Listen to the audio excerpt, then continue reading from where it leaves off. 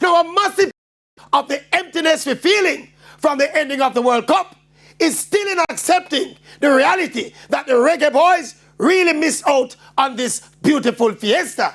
We should never forget this travesty.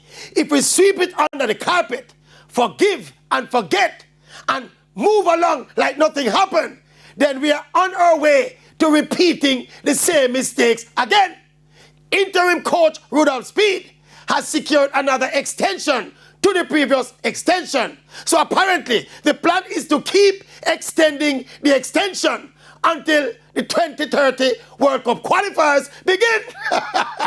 And of course, after committing the cardinal and unforgivable sin of failing to top a group with Trinidad, Curacao, and Bermuda, and missing out on almost $2 billion Jamaican dollars, right on cue, we are hearing that the JFF don't have no money to do anything different. As we are set to repeat the cycle of failure again and again and again.